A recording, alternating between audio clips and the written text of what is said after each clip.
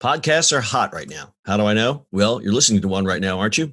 But you might be wondering, how on earth do I get my voice out there and start my own podcast? It all seems so intimidating. Between hosting and platforms and monetization, it can get real complicated real quick. Well, I'm going to let you in on a little secret. We started this podcast over 2 years ago, not knowing clue one on how to do it. So how did we do it? We did it with Anchor. Anchor is the free podcast app with creation tools that allow you to record and edit your podcast right from your phone or computer. And Anchor will distribute your podcast for you, so it can be heard on all the platforms like Spotify, Apple Podcasts, and many more.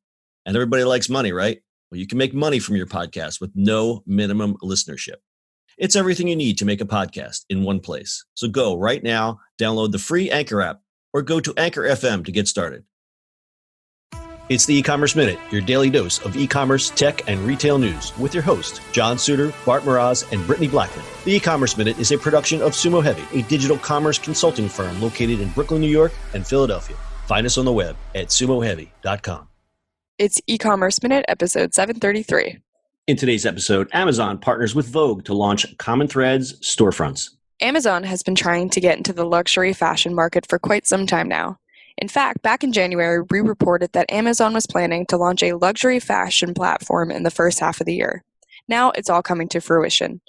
First, Amazon Fashion committed to donating $500,000 to, quote, a common thread, which, as of April 20th, had raised $4.1 million, according to the New York Times, to distribute in grants among eligible U.S.-based brands that applied for them. Then, the e-commerce giant announced its partnership with Vogue and the Council of Fashion Designers of America to launch Common Threads, Vogue times Amazon Fashion, a digital storefront representing 20 small and medium-sized fashion businesses like Derek Lam, 3.1 Philip Lim, Edie Parker, and Alejandra Alonso Rojas. The storefront name references a common thread, the nonprofit organization that Vogue and the CFDA established last month to provide support and raise both awareness and funds for fashion industry members suffering during the COVID-19 pandemic. Vogue Director of Fashion Development Ali Mitchler said that the community has been affected at every level, from devastating liquidation issues and impacted sales to forthcoming concerns for their employees' job security. Amazon Fashion is joining forces with a common thread to support the independent American designer community.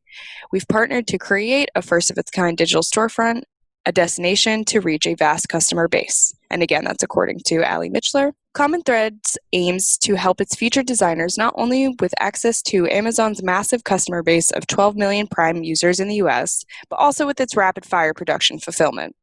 Designer Derek Lam told Vogue that, quote, every sale in this capacity is going to help my business, end quote. Most importantly, it would help to preserve the jobs of the designers, artisans, technical teams, sales, and marketing teams in the company. The consumers win too. Now users can directly support brands struggling during the pandemic, and the bonus is discovering Vogue's favorites that might not have previously been on one's radar. I have questions. I think this is great. I think it's great that Amazon's doing this. I'm not familiar with any of these brands because I'm not in that demographic. So you'll have to help me out on that part. Are these types of clothes like $300 cashmere t-shirts, or what kind of fashion is this? It's very medium on the line. It's not super high end, but they're known. $125 t-shirts kind of thing. So Edie Parker, for example, I do know, and they have $1,200 handbags. Okay, well, so it is more high-end fashion. It's hard for me to say that you feel bad about people who charge $300 for a t-shirt, but they're people too, and they have employees and they have businesses to run. Is this a temporary thing, or is this just part of this Common Threads, I guess you would call it this charitable thing, or what's the future of this? Right, and that's the thing. So when you go to Amazon Fashion, it's a part of Amazon Fashion, and you know how they made that a whole separate, John.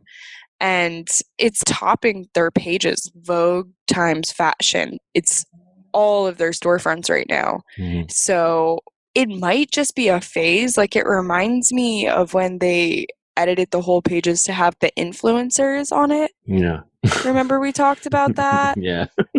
So I think it's kind of along the lines of just a phase. So Amazon, as we've reported repeatedly, has been making inroads in the fashion business. Are they the biggest online seller of clothing? Or if not, they're pretty damn close to it. And luxury was the one thing that always eluded them. And now to bring all of these fashion brands into their fold, into their nest, whatever you want to call it.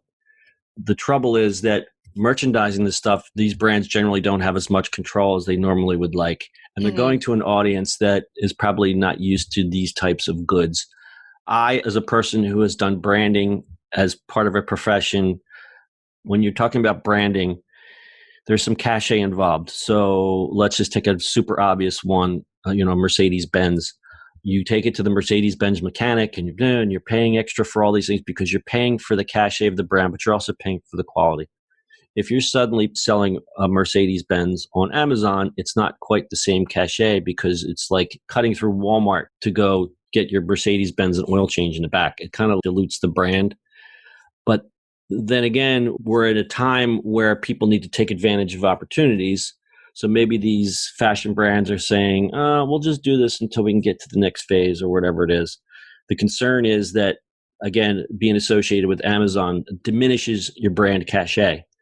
Have you heard any similar things like that in what you've read, or what's the feeling out there? Oh, yeah. I referenced this one publication here, Glossy, and they were kind of dragging the whole Vogue move because of all the reasons you just said pretty much. Like, there's already been such pushback from luxury people trying to be on Amazon, from Amazon having complete control and stuff like that, that a lot of these fashion experts are saying that it's just literally going to be a waste of time and money. Like, Tina Lutz, the founder of Lutz Morris, told Glossy that, quote, nothing about it is a good fit for a luxury product, Okay. Referring to Amazon. So yeah.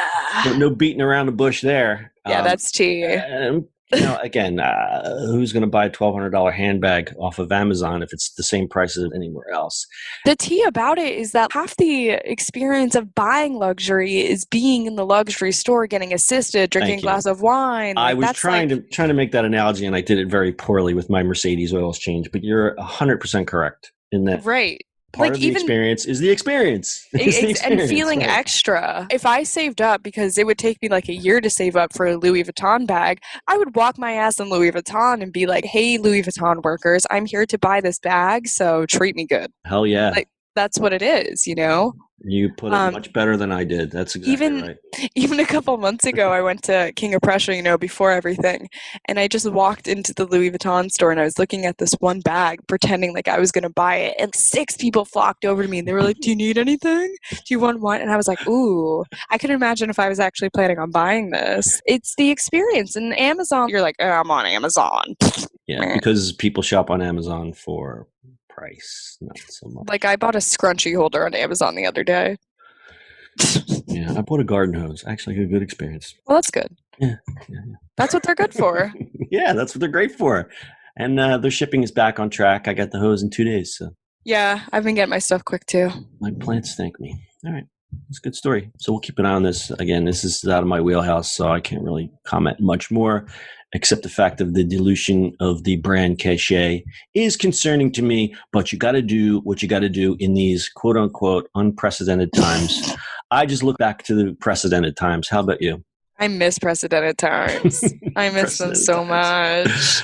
Me too. I was just telling you the story that we actually went out and had a drink in public around other humans. While it was a joyous thing to like actually sit in the sunshine and have a beer and be around other people, all those people were 10 feet away, and the staff was very stressed and they all had masks, and it was just the new normal, and I didn't like it. But again, it was still nice to get outside.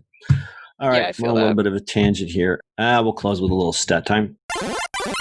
Luxury sales for this year's spring season are as much as 70% lower than last year. Not surprising considering that consumers had little opportunity to explore these spring and summer collections in stores, and they're not going anywhere anyway.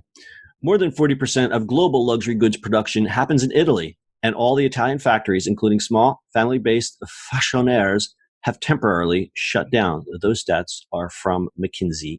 You got anything else? Nope. All right. Stay safe, everyone. That is your e-commerce minute for today. We'll see you on the internet tomorrow.